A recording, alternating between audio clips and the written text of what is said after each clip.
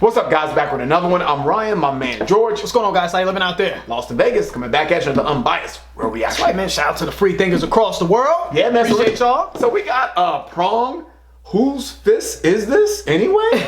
That sounds crazy, right? Yeah. So how we came up with Prong, we picked Prong off of our metal map. We just wanted to pick a random band that was on the map.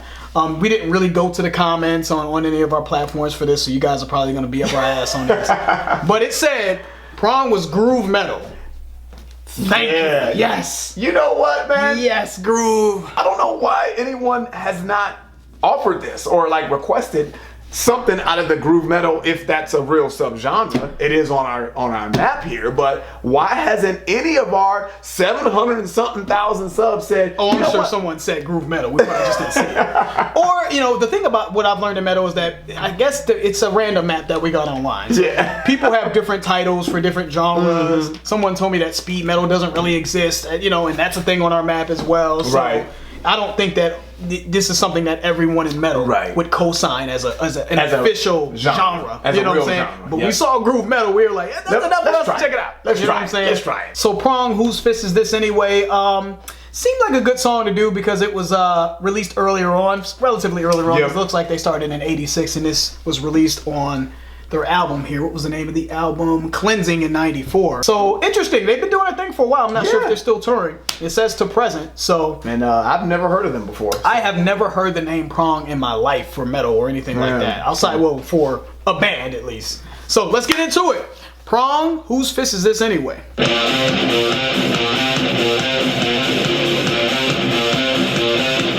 looking for groove.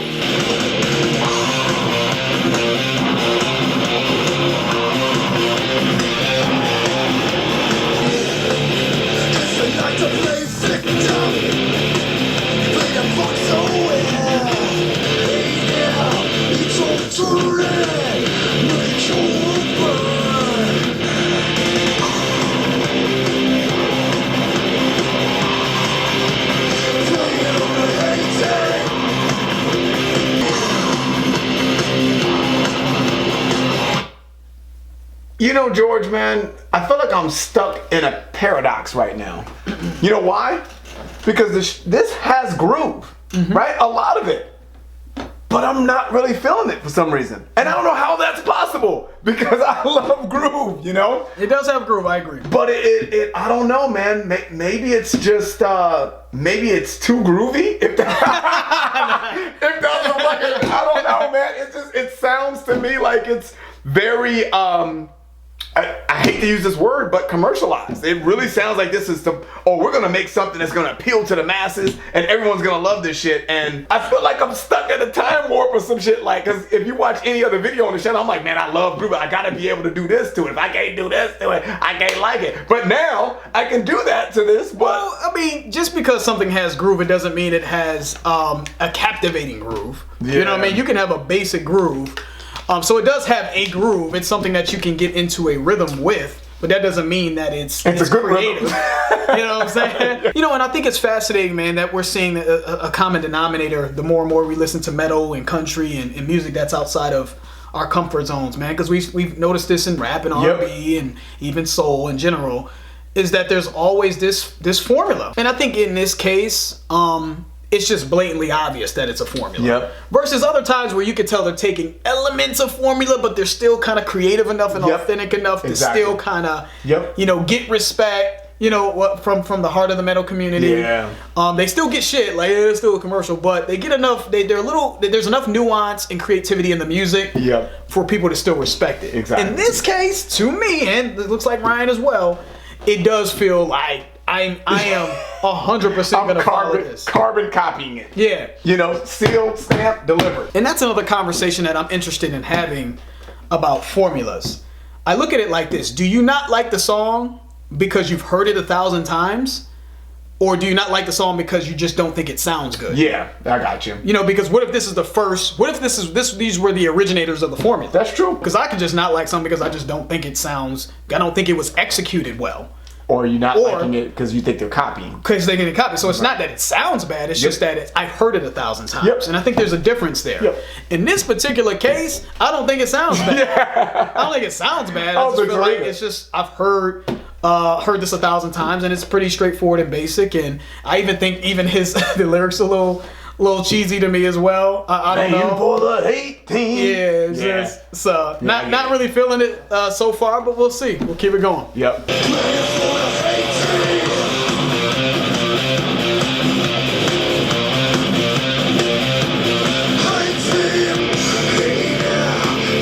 This riff is nice right here.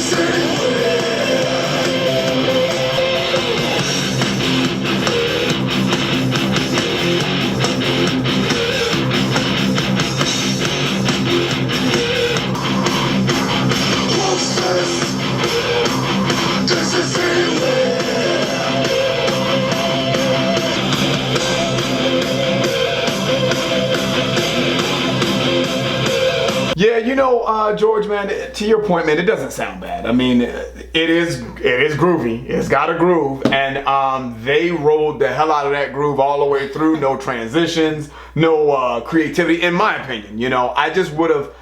I think, if I can be totally honest, I think the groove wasn't bad. I just would have liked to see some kind of creativity somewhere, like maybe transition into another sound for a little bit, have a breakdown, have a bridge, something to kind of change up the monotony of the groove. It's like boom, dun, dun, dun, dun, dun, dun, dun. It was borderline like industrial metal. Yeah. It was like borderline industrial metal. You know, it kind of seemed to. It just was never ending. I was waiting for it to end. I was like, man, and this is not even a long song. And I can't believe I'm saying that because this is groove metal, right? To me, George, this comes off like, okay, we're gonna put a good band together of good musicians that can play, and I'm going to put a singer or a lead vocalist on here that is just going to kind of stay within this pocket. Don't overextend your voice.